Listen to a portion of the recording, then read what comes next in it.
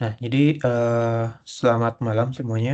Selamat datang lagi ya di perkuliahan analisis dan perancangan perangkat lunak di minggu ke-7 ya. Dan minggu depan teman-teman semua udah mulai UTS gitu ya. Nah, di perkuliahan malam ini kita bakal ada dua agenda. Yang pertama kita bakal masuk dulu sedikit materi gitu ya terkait kelas diagram, pemodelan kelas diagram. Nah, setelah itu nanti mungkin sekitar 1 jam maksimal materi. Nanti kita lanjut ke report progress dari tugas teman-teman yang udah dikerjakan selama lebih kurang 2 minggu ini gitu ya. Oke, nah sebelum kita mulai, aku mau nanya dulu nih. Ada yang tahu nggak apa itu kelas diagram?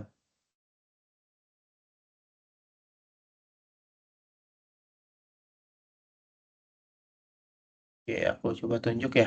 Eh, Mas Fajar Mulyo ada?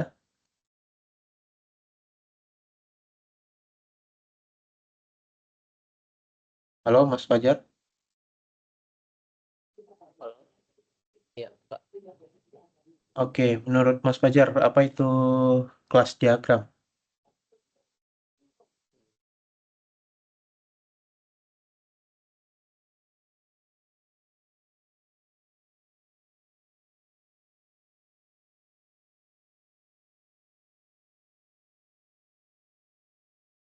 Diagram eh oh, yang dari kelas kelas gitu yang kayak OOP gitu kan sih, Kak? Iya, betul. Tapi coba deskripsikan eh, sedikit terstruktur gitu, pen description-nya. Apa itu kelas diagram?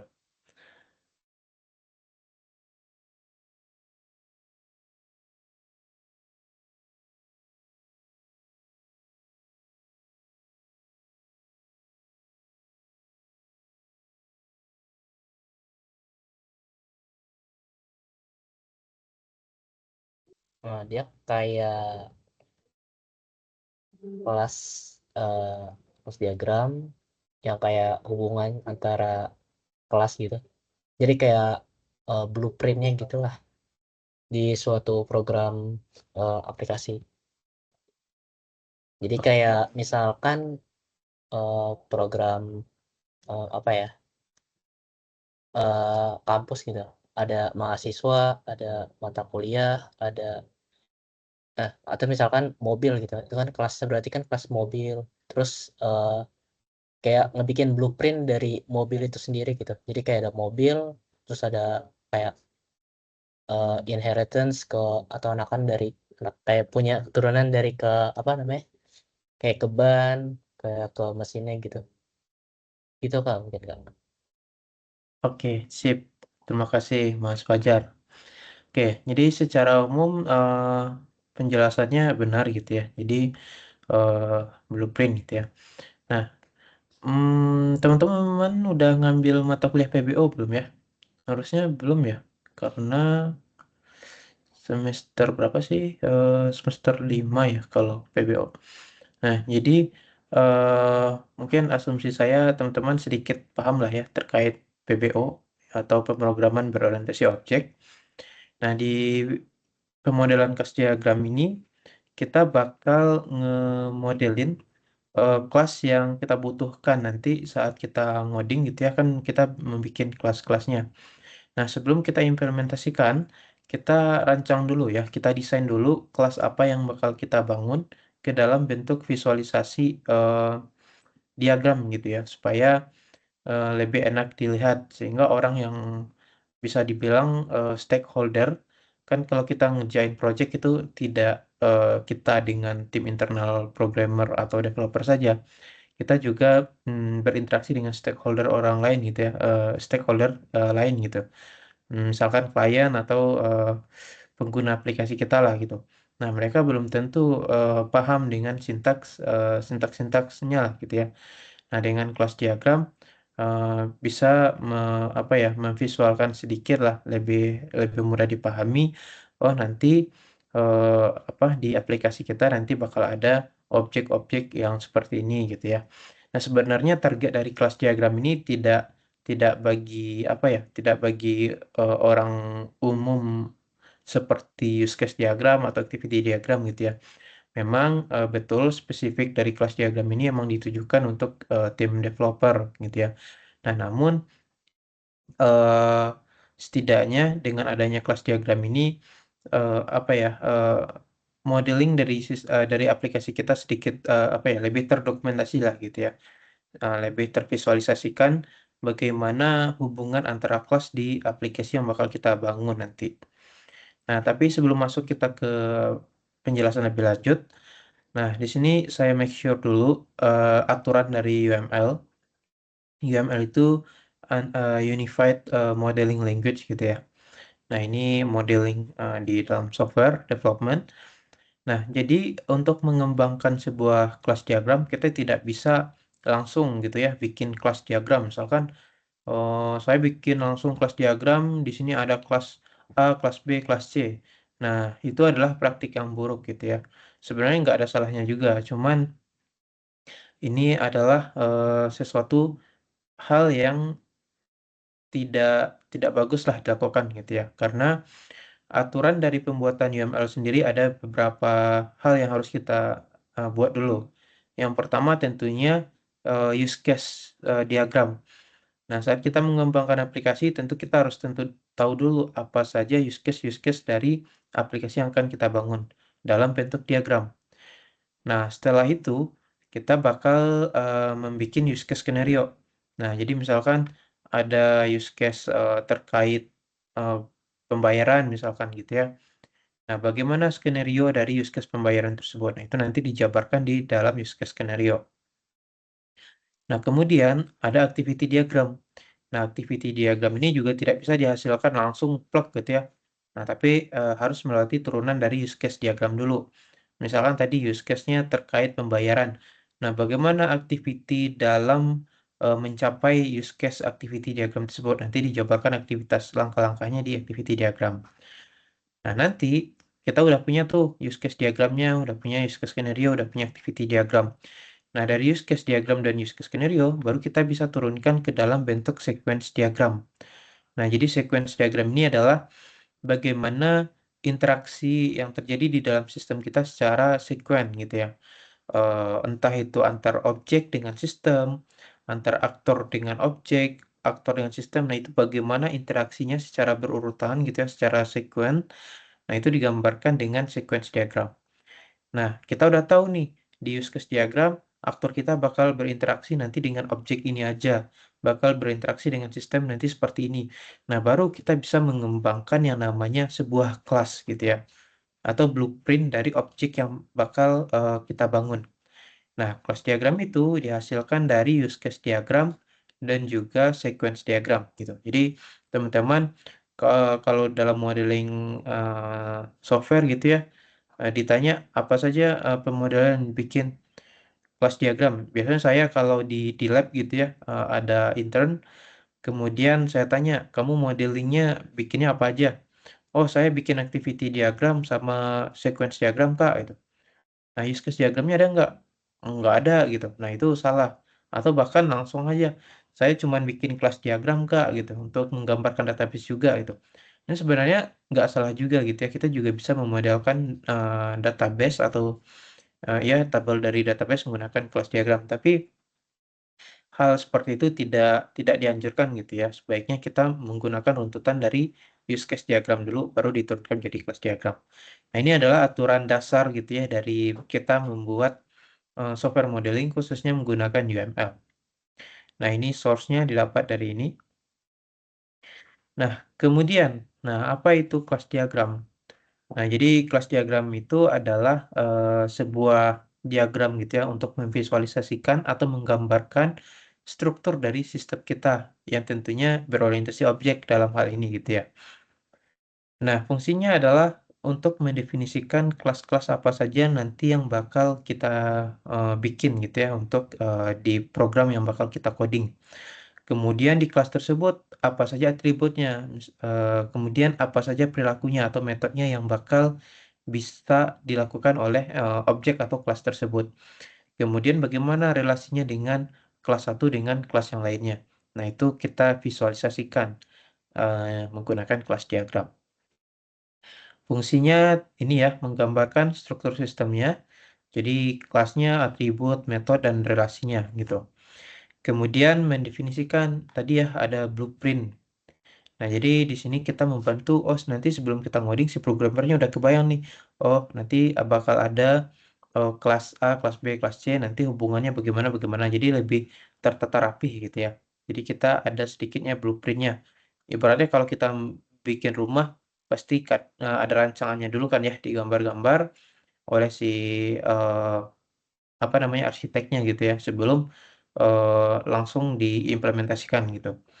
Nah, lebih baik di sketsakan dulu atau dibikin blueprintnya dulu. Kemudian fungsi selanjutnya adalah tentunya untuk mempermudah komunikasi antar tim developer dengan sistem analis atau stakeholder yang lainnya. Oke. Nah, simbol-simbol dari kelas diagram ada beberapa ya, seperti ini. Yang pertama ada kelas. Kelas itu dia dibikin dalam kotak seperti ini, dan kotaknya itu dibagi tiga. Nah, di bagian pertama ini nama kelasnya. Jadi misalkan tadi ada kelas mobil gitu ya, apalagi ada kelas motor, ada atau kelas kendaraan, kelas hewan dan lain-lain.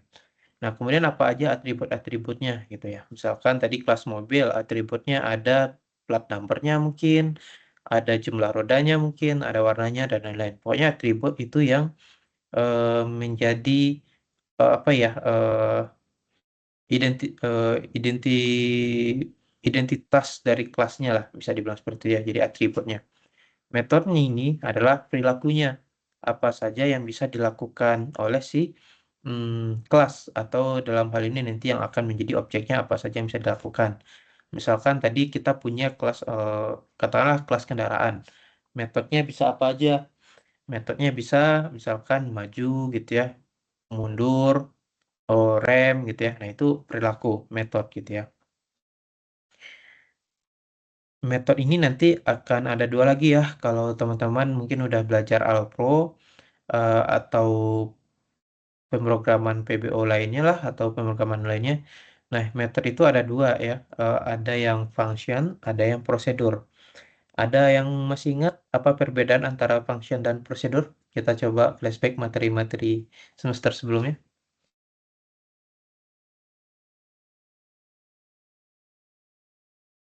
Saya coba tunjuk lagi deh. Di sini ini punten Mbak Cika ya. Mbak Cika Maharani.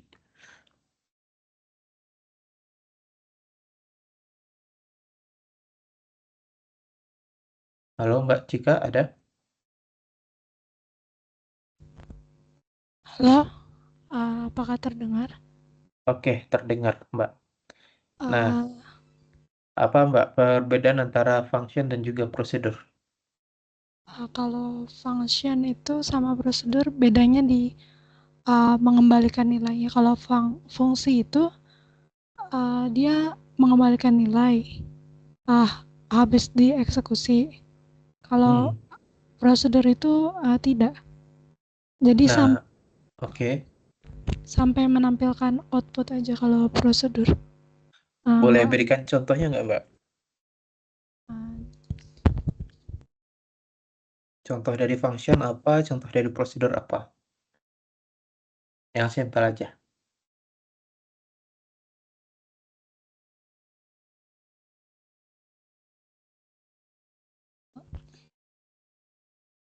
Misal di prosedur hitung luas.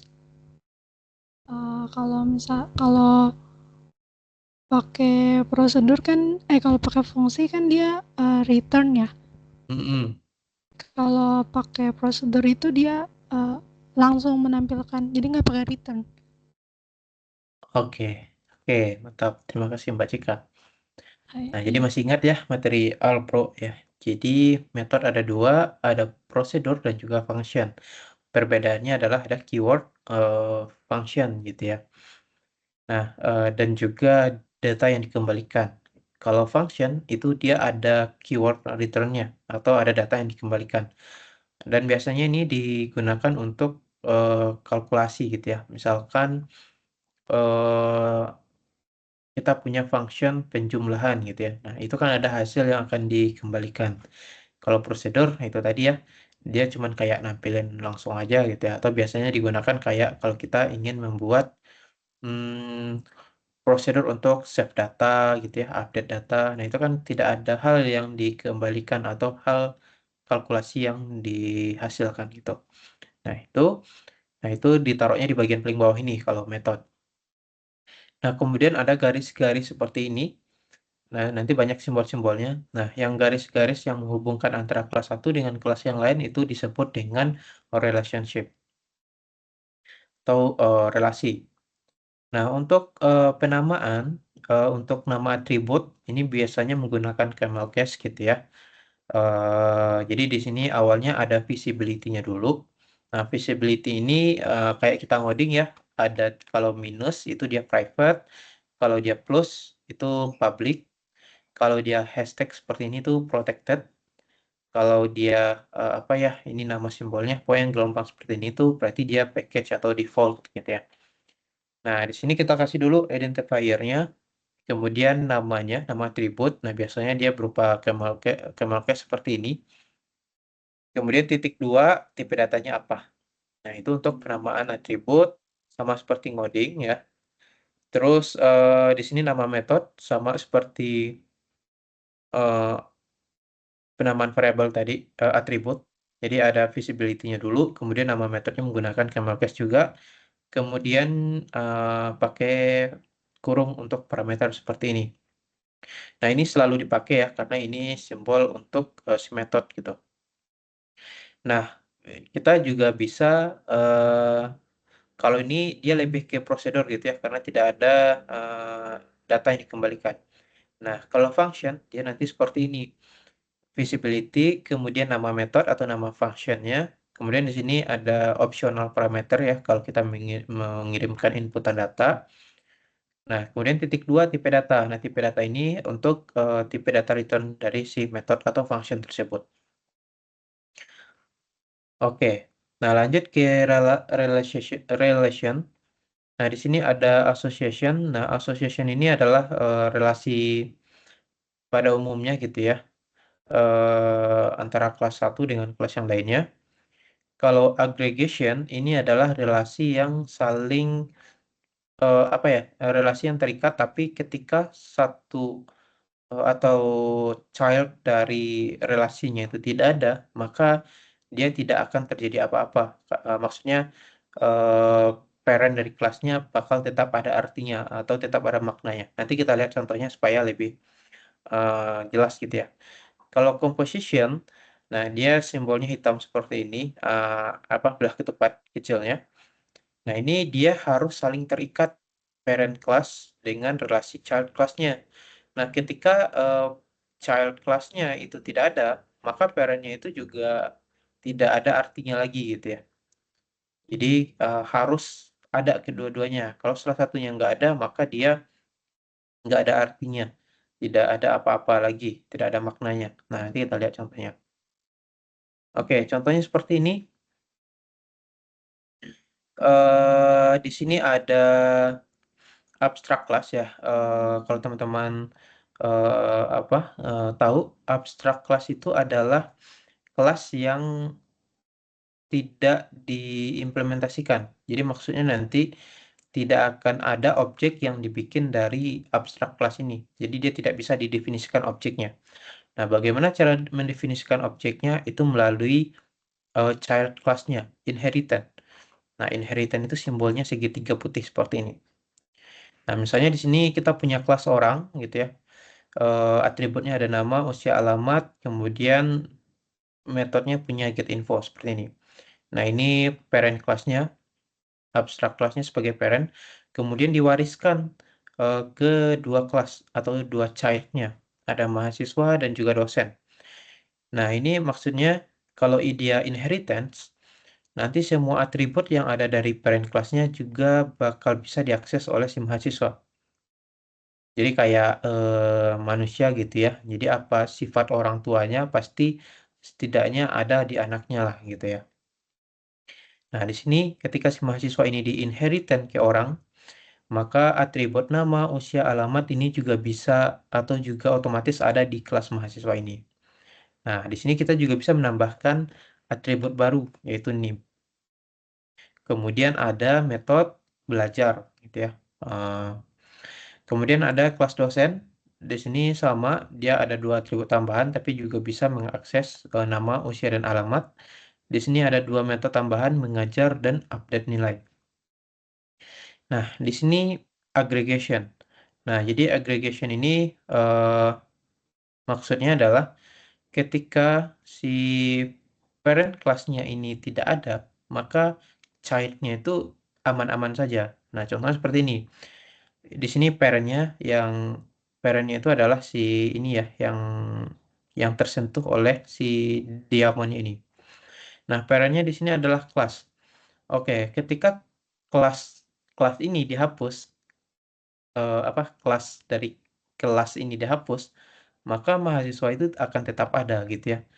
Eh, Objek mahasiswanya bakal tetap ada. Jadi walaupun misalkan gitu ya IF 4802 PJJ itu kelasnya dihapus, ya mahasiswanya tetap bakal ada gitu ya. Jadi tidak akan terpengaruh.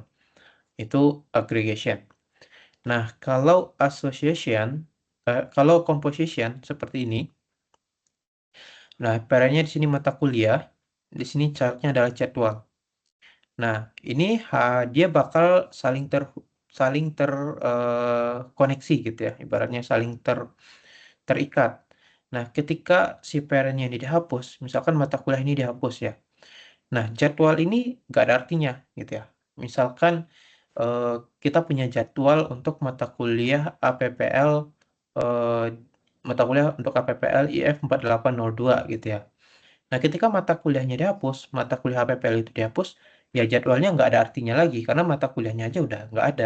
Terus jadwal apa lagi yang perlu apa yang perlu diadakan gitu ya? Karena mata kuliahnya aja udah nggak ada. Terus untuk apa jadwal ini gitu ya? Nah, itu composition perbedaannya dengan aggregation. Kalau aggregation ketika parentnya itu dihapus atau hilang gitu ya, maka childnya ya aman-aman aja gitu ya, tetap akan ada maknanya. Tapi kalau composition, ketika parent yang dihapus, childnya itu jadi nggak ada maknanya lagi gitu. Nah ini association ya kayak relasi pada umumnya aja. Di sini artinya adalah satu to many gitu ya. Jadi satu dosen bisa mengajar banyak mata kuliah dan mata kuliah tertentu hanya bisa diajar oleh satu dosen gitu. Ini kayak kita di relasi ERD gitu ya. Oke, sampai di sini ada pertanyaan dulu.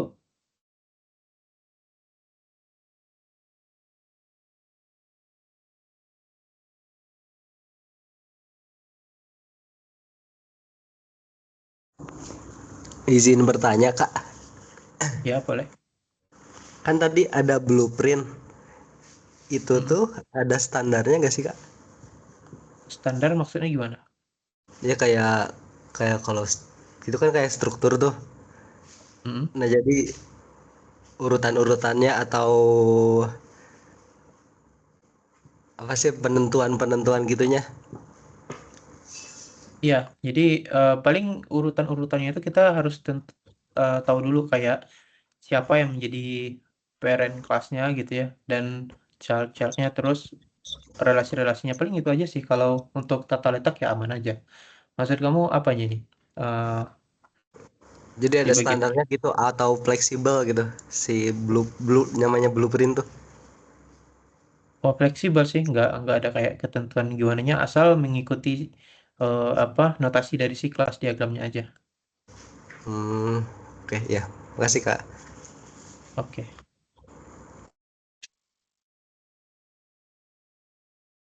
Oke, ada lagi yang mau bertanya? Ini ada satu slide lagi sih sebenarnya. Aduh. Bentar.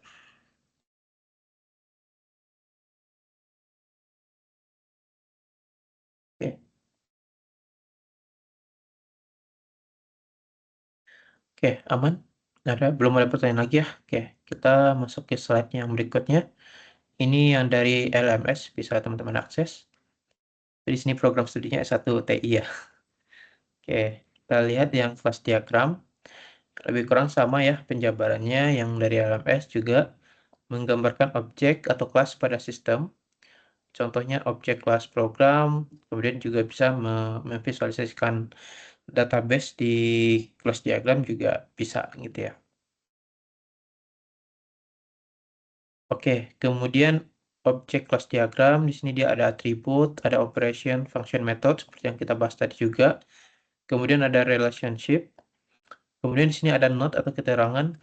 Di sini sifatnya opsional ya. Dia paling bawah jadi ditambah lagi sectionnya 1 nih. Nah, namun hal ini jarang kelihatan gitu ya. Bahkan saya hampir tidak pernah melihat kelas diagram yang 4 section seperti ini. Biasanya cukup 3 gini udah jelas gitu ya tanpa menambahkan option. Mungkin option di sini dimaksudkan adalah mungkin ada beberapa istilah atau kelas itu emang sedikit sedikit abstrak gitu ya untuk dipahamin. Jadi di sini dikasih keterangan atau tambahan itu diperbolehkan. Nah, kemudian oke ini tadi ya nama kelas, di sini atribut, kemudian di sini metodenya. Nah, di sini indikator-indikator ya. Di sini tadi apa namanya? Visibility-nya apakah dia public, private, protected dan lain-lain. Nah, di sini itu simbol untuk relasinya gitu ya. Kardinalitasnya one to many, many to many, many to one dan lain-lain. Nah, ini yang lebih jelas ya indikator relasinya. Kalau ada indikatornya itu, ini kan 1 titik-titik bintang, kemudian di sini 1. Nah, kalau dia 0.1 artinya adalah objek atau kelas tersebut dia bisa kosong atau 1. Ya, jadi kayak biner gitu ya. Dia antara 0 atau 1, antara kosong atau ada gitu ya. Antara kosong atau minimal ada 1.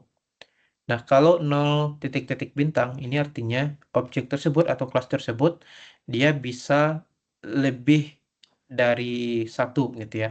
Dan bisa kosong gitu. Jadi bisa kosong, bisa lebih dari 1. Kalau ini tadi kosong dan 1 saja. Kalau ini 0 dan bisa lebih dari 1. Kalau 0 titik-titik n ini lebih dari sama dengan n, di mana n itu lebih dari 1 ya. Sebenarnya hampir sama aja dengan yang ini gitu ya, tapi n ini di sini mungkin nanti si n-nya bisa dispesifikkan berapa gitu ya. Kemudian kalau 1 hanya tepat 1 saja gitu ya, tidak boleh kosong, tidak boleh lebih gitu, pokoknya tepat 1. Kalau 1 titik-titik bintang ini minimal 1 dan boleh lebih dari 1. 1 titik-titik n minimal 1 dan lebih, bisa lebih, dan lebihnya itu si n-nya ini harus lebih dari 1 gitu ya. Yes. Kalau bintang berarti artinya dia banyak gitu ya, nggak terhingga lah gitu ya, istilahnya. Kalau n-nya gede itu hanya n. Jadi misalkan n-nya di set langsung 6 gitu ya. Nah itu pokoknya n-nya itu lebih dari 1 gitu ya. Di sini contohnya 9. Nah, kalau n titik-titik bintang, nah ini lebih dari sama dengan n gitu ya. Di mana si n ini lebih dari 1. Nah, contohnya di sini 7 titik-titik bintang. Artinya minimal si objek tersebut dia 7 atau kelas tersebut dia bakal menghasilkan 7 dan bisa lebih dari 7. Kalau nm, nah ini berarti sama aja dia di set gitu ya, si n-nya berapa, si m-nya berapa. Minimalnya n, maksimalnya m gitu. Nah, di sini agregasi, di sini composite yang tadi, ini inheritance, relasi, dependencies. Nah, dependencies eh ini lebih ke apa sih namanya? Interface gitu ya, implementasi dari interface. Mungkin nanti bisa di PBO teman-teman dalamin gitu ya. Nah, ini realization tadi ini untuk yang apa sih yang inheritance tadi? Aduh, lupa. lupa lagi istilahnya. Pokoknya yang untuk inheritance. Nah, ini visibility-nya tadi ya, public, protected, ada private. Nah, di sini ada tambahan, kalau dia dollar berarti dia static. Kalau slash drive, saya kurang tahu sih kalau ini, karena jarang atau bahkan nggak pernah pakai yang ini. Kalau bintang dia abstrak. Tapi biasanya kalau abstrak itu dia yang saya tahu dia nggak pakai bintang gini, tapi penamaannya itu dibikin italik gitu. Contohnya kayak yang ini tadi. Nah, ini dia abstrak. Kalau dilihat, nah, nama kelasnya itu dia italik nih. Sebenarnya dia sedikit miring ya, tapi kurang kelihatan di sini. Berbeda dengan ini dia normal. Nah, kemudian apa lagi ya? Ini contohnya gitu ya. Satu-satu berarti dia harus tepat satu dan satu. Jadi di sini artinya satu rekening bisa hanya bisa memiliki atau harus memiliki satu ATM gitu. Nah, ini bisa teman-teman baca gitu ya, atau pelajari mandiri. Jam berapa sekarang? 24.2. Oke, masih ada waktunya. Nah, di sini kalau 001 dan 1 berarti artinya satu ATM ini bisa memiliki 0 rekening atau satu rekening gitu ya. Atau setiap nomor rekening itu dapat memiliki ATM. Cara bacanya seperti itu. Nah, kalau ini artinya adalah satu wilayah bisa ada satu dosen atau banyak dosen yang tinggal di wilayah tersebut. Gitu. Ya, satu dosen memiliki kediaman atau tinggal di satu wilayah, sedangkan wilayah tersebut bisa saja mempunyai banyak dosen.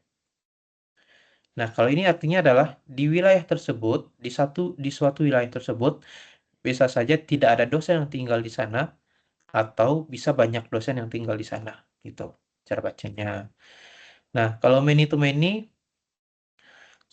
eh, biasanya dia bintang-bintang atau satu titik-titik bintang, satu titik-titik bintang seperti ini.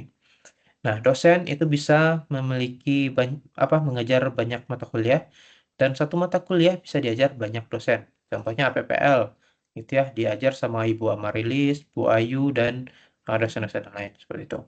Nah, biasanya kalau dia many to many dan di ERD juga, pasti di relasinya itu kita bikin yang namanya relational table-nya gitu ya, table untuk merelasikan yang many to many gitu ya, untuk menyimpan primary key-nya. Kemudian hindari penggunaan association ya, garis terputus karena memerlukan analisa ulang. Nah, ini apa ini? Terdapat tabel pegawai di mana di antara pegawai tersebut terdapat pimpinan dari pegawai-pegawai lainnya. Tetapi pimpinan tertinggi tidak dipimpin oleh pegawai lainnya. Dengan kata lain, pimpinan tertinggi adalah top level. Seperti ini, apa ya, diagramnya mungkin ada sedikit terputus atau bagaimana gitu ya. Ini kayak sulit dipahami ya, mungkin kita abaikan dulu aja. Nah, ini generalisasi atau yang inheritance tadi. Jadi dua atau lebih dari kelas dapat melakukan berbagai atribut dan metode. Jadi si dosen di sini dia inheritance dari si pegawai. Artinya si dosen ini juga punya nick, punya nama, punya alamat, dan tanggal lahir. Begitu juga dengan yang lain-lainnya. Ini komposit ya. Tadi udah dijelasin juga. Ini lebih kurang sama juga. Jadi tagihan dan pembayaran gitu ya. Ketika si pembayarannya ini dihapus, ya tagihannya nggak ada artinya lagi gitu ya. Oke, lebih kurang untuk kelas diagram seperti itu, teman-teman. Ada pertanyaan dulu